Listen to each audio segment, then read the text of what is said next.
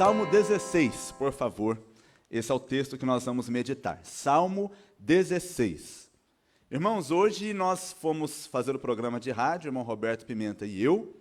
E o irmão Roberto trouxe-nos o devocional. E se eu te contar qual foi o texto do devocional de hoje? O Salmo 16. Falei, olha, irmão Roberto, ou o Espírito Santo quer falar com a gente, ou o senhor colou aqui meu esboço. Não era não, a gente não tinha combinado nada, né? Coisas que eu creio, quero crer que é a direção de Deus. Salmo 16, nós vamos ler todo o Salmo, quero ler esse Salmo com você. É um Salmo que eu particularmente amo muito. E hoje tomei coragem de pregar sobre ele. O texto diz assim, versículo 1. Guarda-me, ó Deus, porque em ti me refugio. Digo ao Senhor, tu és o meu Senhor. Outro bem não possuo, senão a ti somente. Quanto aos santos que há na terra, são eles os notáveis, nos quais tenho todo o meu prazer. Muitas serão as penas dos que trocam o Senhor por outros deuses. Não oferecerei as suas libações de sangue, e os meus lábios não pronunciarão o seu nome. O Senhor é a porção da minha herança e o meu cálice. Tu és o arrimo da minha sorte. Caem-me as divisas em lugares amenos.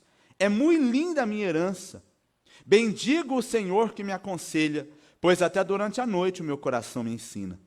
O Senhor tem-o sempre à minha presença. Estando ele à minha direita, não serei abalado. Alegra-se, pois, o meu coração. O meu espírito exulta, e até o meu corpo repousará seguro, pois não deixarás a minha alma na morte, e nem permitirás que o teu santo veja a corrupção.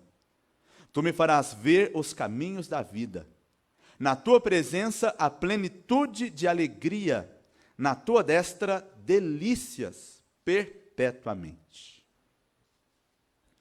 Amém? Irmãos, eu gostaria hoje de compartilhar com você uma mensagem, uma palavra com o seguinte tema: como experimentar felicidade genuína em Deus. Esse é o tema. Como experimentar felicidade genuína em Deus.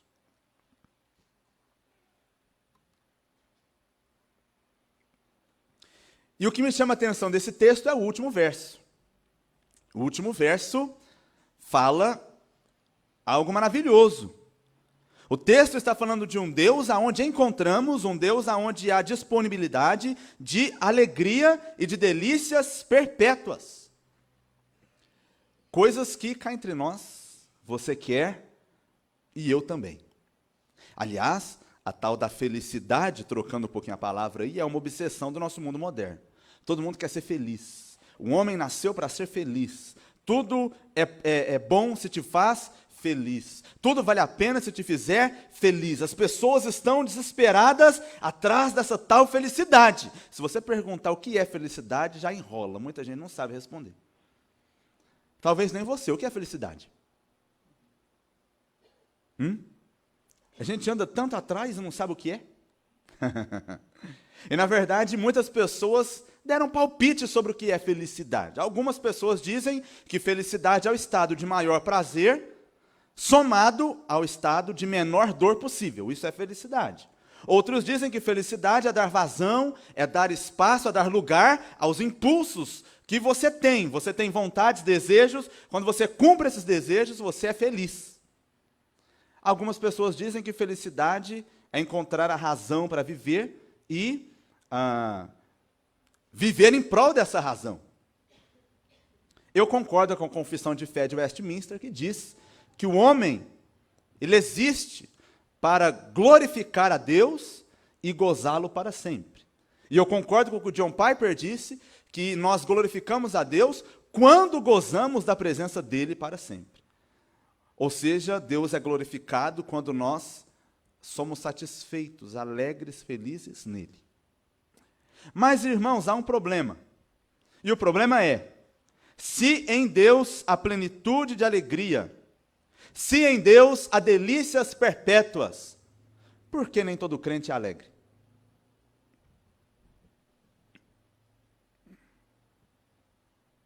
Por que nem todo crente é feliz? Porque não é difícil você constatar que, embora o texto fale de um Deus que oferece muita alegria, nem todo crente desfruta de alegria. Aliás, parece que alguns são uma amargura terrível. Né? Você vê ele de longe, você vai falar, ai meu Deus. O pastor Pedrosa falou na Jobarc do crente guerreiro Massai. Eu não esqueci desse tipo de crente. Guerreiro Massai tinha uma estratégia. Eles, quando alguns leões começavam a fazer estragos lá na tribo, um guerreiro Massai era enviado para ir lá no covil dos leões, lá no meio deles. E aí diz que quando o leão via ele, perna para quem tem, né? E corria. Não sei, se algum escorregava no meio do caminho, eu acho que, né?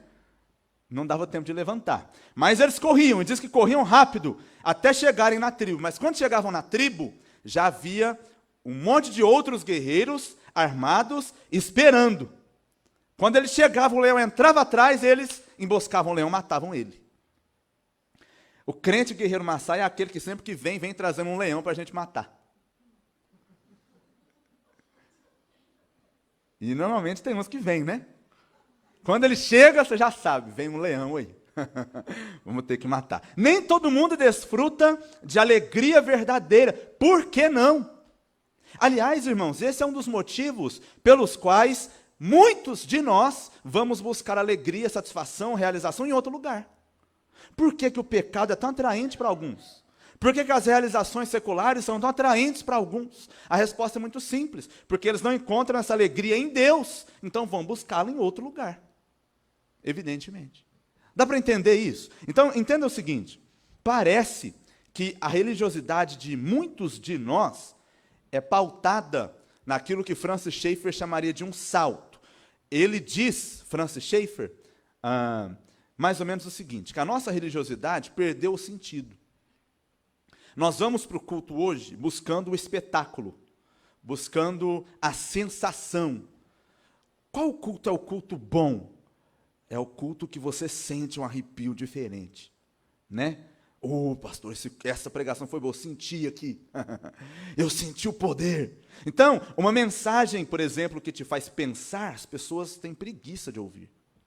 Um louvor que exalta a Deus e não fala nada necessariamente sobre o homem, é um louvor que a maioria das pessoas rejeita.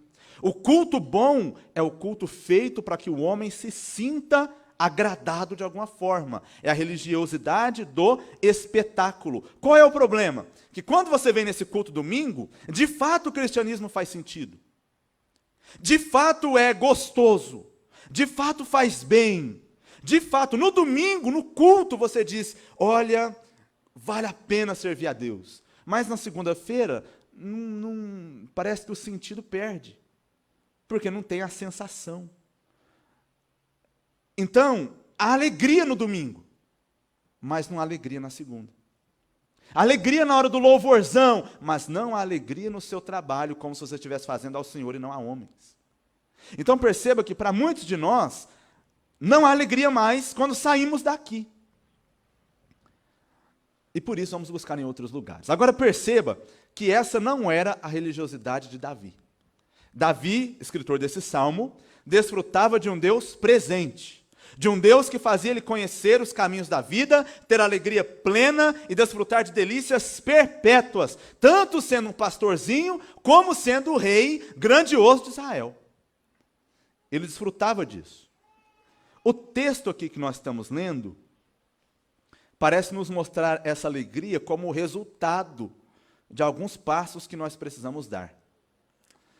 E eu quero caminhar com você com esse texto, pontuando rapidamente esses passos, para que nós possamos viver na presença de Deus e desfrutar dessa alegria que Ele traz. Então, essa é a mensagem dessa noite. Eu quero pontuar esses passos agora de forma sucinta. O primeiro deles, é necessário que o nosso relacionamento com Deus seja pessoal e não só conceitual. Vou repetir porque é comprido, para quem gosta de anotar. É necessário que o nosso relacionamento com Deus seja pessoal e não só conceitual. Bem, Em primeiro lugar, nós falamos a respeito disso, que Davi tinha uma vida de oração diante dos riscos que cercavam ele. O versículo 1 fala, guarda-me, ó Deus, porque em ti me refugio. Davi está orando. O texto é uma oração, começa com uma oração. Senhor, me guarda. Senhor, ó Senhor, me guarda. Davi está orando. Agora perceba que tudo indica que Davi estava sendo perseguido de alguma forma aqui. O contexto onde ele escreve o salmo é um contexto conturbado. É, pastor? É, tem alguns motivos. Primeiro, o texto começa com uma oração. E oração pedindo o quê? Senhor, me guarda. Né? Quando você ora pedindo, Senhor, me guarda? Você está andando na rua, tem um camarada mal encarado, vindo com a mão na cintura, debaixo de uma árvore, está escuro, e você está indo naquele caminho. O que você fala? Na hora, Senhor, me guarda. Não é? Você ora por isso quando você percebe que algo não está bem, há um risco iminente. Além disso, o verso 4 fala de pessoas que trocam o Senhor por outros deuses. O verso 8 fala sobre não ser abalado ou derrubado, é uma outra tradução possível. O verso 10 fala de segurança do corpo contra a sepultura. Não deixarás a minha alma na morte. O verso 9 fala, o meu corpo repousará seguro. Então parece que ele está falando a respeito disso. O texto, portanto, começa expondo uma situação de risco em um homem de oração. Então, o primeiro passo que eu gostaria de destacar, que é simples demais, né? Novidade para ninguém, mas você tem que levar sua vida de oração a sério. Tem mesmo. Ai, pastor, eu sei disso há muito tempo. Todo mundo fala sobre isso. A minha pergunta é, o que você tem feito com o que você sabe? Eu acredito que você sabe. A minha pergunta é, tem aplicado esse saber no seu dia a dia? Tem orado mesmo? A Bíblia nos convida para uma vida de oração, mesmo diante dos riscos que nos cercam. Diante dos riscos que nos cercam, aí que deveríamos orar mesmo e orar mais. É necessário que levemos a sério nossa vida de oração. É assim que você tem um relacionamento pessoal com Deus. Uma segunda coisa sobre isso é que nós temos um relacionamento pessoal com Deus quando temos uma vida de serviço. Uma vida de serviço. O versículo 2 fala assim, digo ao Senhor, tu és o meu Senhor. Senhor, Senhor. Mas se você ver na sua Bíblia aí, o primeiro Senhor está em letra maiúscula. É isso mesmo? Olha aí, confere aí, vê se eu não estou te enganando. Não acredita em mim não, eu engano as pessoas, acredita na Bíblia. Está com letra maiúscula aí? E o segundo Senhor? Não. O segundo Senhor começa com a letra maiúscula, mas as demais são minúsculas. São duas palavras diferentes para Senhor. A primeira é aquela que nós conhecemos como Jeová, como Iavé, é o Senhor. É nome próprio, é o nome de Deus, Senhor. Então essa é a primeira. Mas a segunda não é Iavé. A segunda é Adonai. Pastor, mas Adonai também é Deus, é tudo a mesma coisa. Não necessariamente. Você sabia que na Bíblia outras pessoas são chamadas de Adonai? Estou te contando agora. Se você ler, por exemplo, Gênesis, se eu não me engano, no capítulo 24, Abraão chama seu servo mais antigo e fala assim, vai buscar uma esposa para Isaac. Você lembra desse episódio? Põe a mão debaixo da minha coxa aqui e me jura que você não vai buscar uma mulher descrente. Vai buscar uma que seja do meu povo lá. E aí, o servo sai. E aí ele ora a Deus falando assim, Senhor, me ajuda porque eu não quero decepcionar o meu Senhor. E quando ele fala Senhor, se referindo a Abraão, a palavra é, adivinha, Adonai. O que é Senhor então? O Senhor aqui, nesse texto, é o extremo oposto de Eved, que é servo. Portanto, o que Davi está fazendo aqui é se colocando como servo. Quando ele fala, tu és o meu Senhor. Ele está dizendo ao mesmo tempo, eu sou teu servo. E ele está então se colocando numa vida de serviço. Agora perceba que saber que Deus é Jeová não significa tê-lo como Adonai. Você entendeu? Saber que Deus é Jeová não significa tê-lo como Adonai. Saber que Deus é Deus, ou que Deus existe, não significa que você o tem como seu Senhor. Para muitos, Deus existe. Claro. Você pergunta, você acredita em Deus? Sim. Ele é salvo? Não. Por quê? Porque não basta só saber que há o Jeová, tem que saber que ele é o Adonai. Ele é o Senhor da vida. Então, quando a Bíblia fala sobre Yahvé, sobre Jeová, é o Deus criador, é o Deus que fez todas as coisas, é o Deus que existe, é o Deus que está nos céus. Qualquer incrédulo sabe disso. Mas tê-lo como Senhor não é todo mundo que tem. Porque embora você saiba que ele existe, você continua vivendo do seu jeito. Então ele não é o seu Senhor. Mas Davi está dizendo, eu sou servo, ele é Senhor. Então, perceba isso. O Deus conceitual é também o Deus pessoal. O Deus que me criou também é o Deus que governa a minha vida. Ele fala, eu obedeço. Ele manda e eu executo as suas ordens. Ele fala, eu ouço, eu sou servo dele. Tê-lo como servo, como Senhor, são poucos. Na verdade, muitos querem fazer dele servo, ser servo. E aí você ora dizendo assim, Senhor, eu determino, eu mando, eu declaro, eu profetizo e etc. Qualquer dia eu vou te explicar a besteira que eles estão falando. Por hoje, saiba, se ele é Senhor, não é você quem manda nele, é ele quem manda em você. E é isso que Davi está dizendo aqui. Portanto, um primeiro lugar importantíssimo é que o Deus de Davi era mais do que um Deus conceitual, era o Senhor da vida dele. Deus é Senhor da sua vida? Não, pastor, mas é mesmo. Quando ele diz, faça, você faz. Quando ele diz, não faça, você evita. Quando ele fala, você para ouvir o que ele diz. Davi fazia isso. E esse era o primeiro passo. O segundo é que Davi tinha um relacionamento correto com Deus e também tinha um relacionamento correto com o povo de Deus, versículo 3. Versículo 3 fala do povo de Deus usando duas palavras. Primeiro, a palavra santos. Segundo, a palavra notáveis. Eu gosto muito desse versículo. Quanto aos santos que há na terra. Santos que há onde, gente? Na terra. Quanto aos santos que há na terra. Pastor, mas e o santo, sei lá, Santo Expedito? Não sei, aqui fala de santo que está na terra. Então, obviamente está falando desses, do povo de Deus, que está vivo, que está aqui, que está ativo, que está servindo.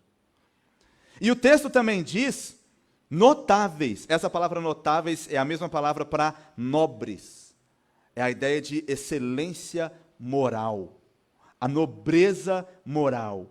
Esse é o povo de Deus para Davi. E Davi diz, neles eu tenho todo o meu prazer. Então, eu gostei quando o irmão Carlos começou o culto falando sobre ser irmãos e tal. A gente não combinou também não, mas é Deus falando, irmão. Porque o povo de Deus tem prazer no povo de Deus. O povo de Deus tem prazer nos santos que há na terra, e não nos pecadores que há na terra. Não estou dizendo com isso que nós não devemos nos relacionar com pecadores, porque todos nós também somos pecadores. Mas quando ele fala de santos que há na terra, ele está falando da nossa posição diante de Deus. Nós não estamos mais sob o senhorio do pecado. Nós não somos mais escravos do pecado. Nós fomos libertos do pecado. Para a pessoa de Deus, nós somos santos, separados, distintos. E Davi tem um prazer nessas pessoas. Perceba então que se nós queremos encontrar alegria em Deus, vamos encontrar andando com o povo de Deus. Nessas horas eu acho que a gente pode fazer valer aquela máxima: diga-me com quem tu andas, e eu te direi quem és. Pastor, eu tenho mais prazer no povo de fora do que no povo da igreja. Você não pode ser crente. Desculpa te dar essa notícia, mas é melhor te dar enquanto é tempo. Crente gosta de estar com o povo de Deus. Gente, não gosta não? Eu me lembro quando eu me converti, chegava segunda-feira, eu ficava contando os dias para chegar sábado e domingo, porque era o dia que eu me encontrava com o povo de Deus, aquilo era maravilhoso.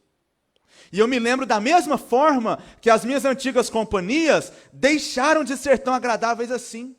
Mas, irmãos, nem eu não entendia bem o que acontecia, porque eu tinha alguns amigos e eles eram meus melhores amigos, mas de repente parece que não, sabe, não encaixava mais, não era mais tão legal. Eu fui ainda durante mais de ano, nos mesmos lugares com eles, acredita nisso? Mas não tinha mais graça. Eu queria ir para a igreja. Um dos colegas meus falou assim para mim, você vai acabar virando pastor desse jeito. Pode? Sei lá se ele era profeta ou não, né? Mas estou aí.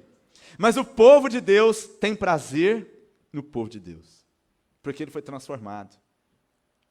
Terceiro, Davi tinha um relacionamento correto, nutria um relacionamento correto, alimentava um relacionamento correto com, agora sim, aqueles que não eram de Deus. Veja que o versículo 4, ele fala das pessoas que não pertencem a Deus. Muitas serão as penas dos que trocam o Senhor por outros deuses. Então, tem duas coisas. A característica deles, eles trocam o Senhor por outros deuses. O resultado disso, eles terão muitas penas, muitas dores, muitas más consequências. Para Davi, o mundo é idólatra e é condenado. E o que ele entende por causa disso? Eu não devo segui-lo. Porque o final do versículo diz assim, eu não oferecerei as suas libações. Os meus lábios não pronunciarão o seu nome. Eu não. Ah, o mundo faz isso, mas eu não. E ele tinha decisão firme nesse sentido. Perceba que Davi se compromete a não negociar sua integridade diante do mundo. Não negocia. Ele não negocia. Mas vai ser lucrativo. Não negocia. Mas será prazeroso. Mas eu não negocio. Mas vai te acrescentar coisas, uma vantagem incrível. Não interessa. Não negocia. Deixa eu dizer para você que é crente. Alguns dos nossos valores não são negociáveis. E ponto. Pastor, mas estão me xingando. Deixa que xinguem. Não negocio. O nome de Jesus nós não negociamos. O Evangelho nós não negociamos. A nossa integridade diante de Deus nós não negociamos. Mas pastor, não tem nada a ver. Tem sim, eu não negocio isso. O crente tem que ter firmeza diante do mundo. Porque cá entre nós, assim como existe o crente guerreiro Maasai, eu gostei demais dessa figura do guerreiro Maasai. Além do guerreiro Maasai, tem o camaleão. Você sabe qual que é o camaleão, né? O camaleão, quando está aqui, ele está com a mão para cima, no louvorzão, com a mão no coração, em lágrimas, diante do grupo de louvor. Sai lá fora, diante da primeira oferta indecente, ele aceita porque é mais cômodo para ele. Saiba que quando você se compromete a não negociar, problemas virão, evidentemente. Não espere que o mundo aplauda você. Parabéns, você é super fofo, hein? Nossa, eu estou impressionado com a sua integridade. Claro que não! Claro que não! Tem coisas que são óbvias, mas a gente, vez ou outra, precisa lembrar. Deixa eu contar uma coisa para você que é solteiro. Quando você se casar, você será um homem ou uma mulher casado. O que significa isso? Quando você falou sim para essa comedora de feijão aí, você falou não para todas as outras comedoras de feijão do planeta Terra. Gente, isso é tão óbvio, mas a gente precisa ensinar. E a mesma coisa com Deus. Quando você creu em Deus e fez dele o senhor da sua vida, ou ele fez de você um servo, automaticamente você renunciou aos outros senhores. Não dá para negociar mais. E Davi, então, sabe disso. E ele se dispõe a pagar esse preço. Quinto. Aliás, está no versículo 5, mas é o quarto. Davi tinha um relacionamento correto com as riquezas. Versículos 5 e 6 fala: o Senhor é a porção da minha herança e o meu cálice, o arrimo da minha sorte. Caem-me as divisas em lugares amenos e é muito linda a minha herança. Russell Shedd disse o seguinte, vou ler, abre aspas.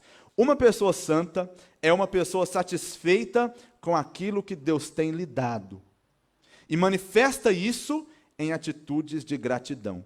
Para Russell Shedd, portanto, ser satisfeito e grato é uma das formas de ser santo. E parece que Davi está lidando com isso aqui. Ele nos apresenta 3 figuras nesses versículos. A primeira figura está aí no versículo 5, fala assim: o Senhor é a porção da minha herança. Isso nos remete imediatamente à tribo de Levi. Quando o povo de Israel veio para a terra prometida, lembra? Estavam escravos no Egito, saíram do Egito, peregrinaram pelo deserto, finalmente chegaram em Canaã, guerrearam, desbarataram os habitantes da terra, e aí depois que as guerras foram sendo vencidas, eles foram distribuir as terras. Você lembra disso? Aí cada território, cada tribo ia ficar com essa terra, aquela terra. É até meio difícil de ler na Bíblia, né? Você fala, não estou entendendo nada aqui, mas tem as especificações de onde ficaria cada tribo e tal. E aí foi dividindo, tribo A, tribo B, tribo C e tal, chegou na de Levi. E o que Deus falou sobre a tribo de Levi? Você lembra? Ele falou assim: a tribo de Levi não vai ter terra nenhuma. Eu sou a porção deles para sempre. Davi não era da tribo de Levi. Ele era da tribo de Judá. Mas ele tinha para ele esse mesmo conceito. A minha porção não é a casa onde eu moro. A minha porção é o meu Deus. É nele que eu me satisfaço. É dele que eu preciso para viver. Um detalhe legal é que a palavra porção aqui é a mesma palavra usada lá em Êxodo para falar do maná. Exatamente a mesma palavra. Você lembra do maná? O maná era diário e o maná era proporcional às necessidades e capacidades de cada um. O que eu quero dizer com isso? Que Deus, para Davi, é a nossa necessidade diária. O que você precisa diariamente? Deus. E essa necessidade é apropriada para todas as ocasiões e circunstâncias da vida. Para todos os nossos compromissos, para todos os nossos desafios. É Deus que é a porção, o maná que nós recebemos diariamente. É Deus que é a nossa porção, a nossa herança. A segunda figura é a figura de um cálice. Ele diz: tu és a porção da minha herança e o meu cálice. O cálice significa 2 coisas. Primeira, não é muito legal. O Salmo 75, por exemplo, fala de um cálice cheio de mistura, que é a cólera, a ira de Deus, que Deus vai dar aos ímpios. É o cálice que eles vão receber das mãos do Senhor. Jesus, quando estava orando, falou: Senhor, Pai, se possível, passa de mim esse cálice. Por quê? Porque o que tinha lá não era bom. Mas esse não é o sentido dado aqui. Ufa! O sentido dado aqui é um outro sentido. É o sentido, por exemplo, do Salmo 23. Preparas-me uma mesa na presença dos meus adversários. Unges minha cabeça com óleo. O meu cálice transborda. E o que aquela mesa na presença dos adversários significa? Significa Deus honrando o servo dele na presença das demais pessoas. Esse é o cálice, é a honra que vem de Deus. Então Davi está dizendo assim: a minha glória, a minha honra é o Senhor. A minha dignidade está nele. A nossa honra está em Deus. Mesmo que os homens nos humilhem. Mesmo que nós, como Davi, estivéssemos sendo perseguidos, rejeitados, abandonados, ultrajados, maltratados. A minha honra, a minha dignidade está escondida na pessoa do Senhor. Imagine você o seguinte quadro. E é um quadro real para muitos. Você está aqui hoje, a maior parte de nós saudável, a maior parte de nós bem fisicamente, você pode andar, você pode se locomover e etc. Mas você sai em direção à sua casa e no caminho há um acidente. Você sobrevive, graças a Deus, mas você perde os movimentos. Eu conheço pessoas assim. Talvez você também conheça. É natural que essas pessoas se sintam completamente inúteis agora. Elas dizem, poxa, antes eu podia andar. Você entende? Antes eu podia falar, antes eu podia me mexer, trabalhar, cuidar da minha casa, fazer isso, fazer aquilo outro. Antes eu produzia, mas agora eu estou aqui impossibilitado. E você é o conselheiro dessa pessoa, você foi lá fazer uma visita. Pergunta é, o que você diz para ela agora? Você diz assim, olha, você é inútil mesmo, mas eu estou aqui. Pelo amor de Deus, não diz isso. Mas o que você diz? Deixa eu explicar uma coisa para você. A nossa visão se tornou uma visão tão utilitarista que nós julgamos o valor das pessoas por aquilo que elas podem fazer.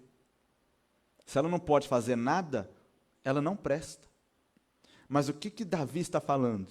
Davi está falando o seguinte, a nossa dignidade não está no que fazemos, não está no que conquistamos. A nossa dignidade está no fato de que somos seres humanos criados à imagem de Deus. É isso que faz de mim um ser digno. Não é o que você faz, é o que você é. E Deus é o nosso cálice nesse sentido. Terceiro, Davi diz que Deus é o arrimo da sua sorte. Um arrimo é uma sustentação, né? Uma sustentação firme. E a palavra usada para a sorte aqui lembra muito aquele ato que os sacerdotes faziam de lançar sortes no templo. Você se lembra dessas coisas acontecendo no Antigo Testamento? Eles tinham que tomar uma decisão, o que eles faziam? Tinha o urim, o tumim, o peitoral da estola sacerdotal, eles pegavam aquilo e eles chamavam aquilo de lançar sortes. Eles lançavam aquelas duas pedras. Eu não sei o que acontecia. Algumas pessoas dizem que uma das pedras brilhava e era alguma coisa nesse sentido. Fato é, em todo caso, que as decisões vinham de Deus. O que Davi está dizendo aqui é o seguinte, olha, o nosso destino não está ao relento. O nosso amanhã não é incerto. A nossa sorte não foi lançada ao acaso. Aliás, Provérbios 16 diz, a sorte é lançada no regaço, mas do Senhor procede toda decisão. Toda decisão procede de Deus. Então um homem como Davi não tem medo de sexta-feira 13. Um homem como Davi não tem medo de passar debaixo de escada. Um homem como Davi não acorda de manhã e pesquisa na internet o que está falando que vai acontecer para quem é de Capricórnio. Pelo amor de Deus, esse homem aqui sabe que é a mão de Deus que governa o seu destino. A mão de Deus. Uma palavra para os capricornianos de plantão, vai te converter. Essa é a palavra.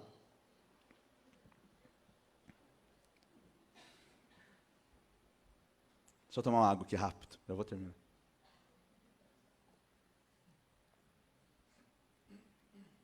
Capricornianos e os demais. Versículo 7 fala de um outro passo importante. Davi tinha uma percepção da direção de Deus por causa disso. Deus não só é rei do nosso destino, mas Ele nos dirige para o nosso amanhã, para as nossas decisões futuras. Davi reconhece no versículo 7 que a fonte da sua sabedoria é o Senhor. Ele diz, o meu coração me aconselha, mas ele diz também, eu bendigo ao Senhor que me aconselha, porque até durante a noite o meu coração me ensina. Por que Davi fala que o próprio coração dele ensina ele? Pelo seguinte motivo. Muitos de nós acreditam que quando nós falamos de direção de Deus, nós estamos falando de uma manifestação sobrenatural, né? Senhor, o que eu faço? Tem a opção A, B e C. Aí vem um anjo do céu, pousa em cima da direção que você pediu, né? Fala, este é o caminho pelo qual seguirás. Tome essa decisão e serás abençoado. Isso não acontece, meus irmãos. Isso não acontece. Isso não acontece. E agora, pastor? E agora, então, afinal de contas, como eu vou saber qual a direção de Deus para a minha vida? Davi está dizendo assim, o Senhor me aconselha e o meu coração me ensina. O Novo Testamento fala de uma mente renovada. O Novo Testamento fala da mente de Cristo. A Bíblia nos ensina que nós devemos, com a mente de Cristo, ponderar, considerar e decidir. Deus já te deu o intelecto, já te deu a Escritura, já te deu o Espírito Santo. Agora põe a cabeça para pensar.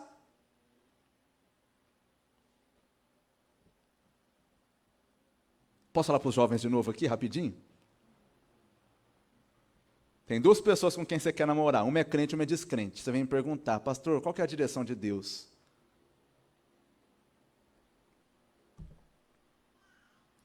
Claro que é o crente. Por quê? Porque a palavra de Deus ensina que o julgo desigual é pecado. Então, entende o que eu estou querendo dizer? Você elimina as opções de acordo com os critérios bíblicos. Isso é a direção de Deus. Agora, enquanto você estiver esperando algo sobrenatural acontecer, sinto muito. O Senhor direciona, Ele é a fonte da nossa sabedoria. Ele te deu isso, use isso. Estou terminando, último passo. Uma confiança exclusiva, versículos 8 e 9. Em que? Primeiro, no cuidado integral de Deus no presente. Veja que o versículo 8 fala assim, o Senhor tenho sempre a minha presença, estando Ele à minha direita, não serei abalado. E o texto fala que o coração dele estava alegre, o espírito dele exultava e o corpo dele repousaria seguro. Davi descansa no cuidado de Deus, não nos guardas, não no bom esconderijo dele, não na boa armadura dele, não no bom castelo onde ele morava ou moraria posteriormente, mas em Deus. O homem, o vigia, o sentinela, pode muito bem vigiar a cidade. Pode guardar a casa. Mas se o Senhor não estiver guardando, o serviço dele é em vão. Se o Senhor não edificar a casa, em vão trabalham os que a edificam. E Davi sabe disso. A confiança dele é em Deus. Não na conta bancária, não na coroa, não na família, em Deus. O coração, o espírito, o corpo dele estavam guardados. E ele seria conservado íntegro, mesmo diante da perseguição e do medo. Esse é Davi aqui. Mas o texto também diz que Davi descansava no cuidado de Deus para com ele no futuro. E esse é o último versículo que eu gostaria de pontuar, porque o 11 eu pontuei na introdução. Não deixarás a minha alma na morte, nem permitirás que o teu santo veja corrupção. Esse texto é tão importante que no Novo Testamento ele é citado tanto por Pedro como por Paulo. Pedro cita em Atos capítulo 2, converteu só 3.000 pessoas. E depois em Atos 13, na primeira mensagem que Paulo prega junto com Barnabé, ele usa esse mesmo texto. E ele fala, Davi serviu a sua geração e dormiu, e morreu, e foi sepultado com seus pais. E ele viu corrupção, porque ele está enterrado lá até hoje. Claro que esse texto aqui não está falando dele, está falando daquele em quem Davi confiava, o santo que seria enviado por Deus. Sabia que a palavra santo aqui é diferente da palavra santo do versículo 3? Davi usa a palavra quanto aos santos que há na terra, para falar dos crentes. Mas ele usa uma outra palavra, santo, para falar a respeito do santo de Israel, para falar a respeito do Messias esperado. Então Davi está falando, não deixarás a minha alma na morte, e nem permitirás que o teu santo veja corrupção. Davi sabe que mesmo que a morte viesse, e deixa eu contar uma coisa para você, a morte virá. Você acredita? Ela virá. Não queria te contar, mas Não sei se você sabia disso. É uma novidade que eu estou te contando agora. A morte virá, mas Davi sabe que mesmo que a morte viesse, não tinha problema. A esperança dele transcendia a morte. A esperança do crente transcende a própria morte. Eu posso continuar crendo em Deus, mesmo em face da morte. Tanto da minha, como das pessoas queridas ao meu redor. Por quê? Porque o Senhor não deixará a minha alma lá. A alma dele não ficaria no Sheol, na sepultura, na morte, é o que o texto diz. Ele iria se levantar um dia, porque o santo de Deus não veria corrupção. Jesus venceu a morte. E é a garantia que nós vamos vencer também. Termino dizendo que uma vez que você seguir esses passos, de um relacionamento pessoal, de um relacionamento correto com o povo de Deus, de um relacionamento correto com o mundo, de um relacionamento correto com os bens que nos cercam. Deus é o nosso maior bem. Quando você fizer isso, quando você receber de Deus a instrução, a direção para a sua vida, quando você descobrir as bênçãos escondidas nesses fatores, as coisas da terra vão perder a força. As coisas do mundo vão perder a graça. Nós não precisaremos mais delas. Nós experimentaremos os caminhos da vida. Quer experimentar essa plenitude da alegria? É possível para todos os crentes. Mas você precisa viver assim. Que o Senhor te abençoe. Nós vamos orar e concluir.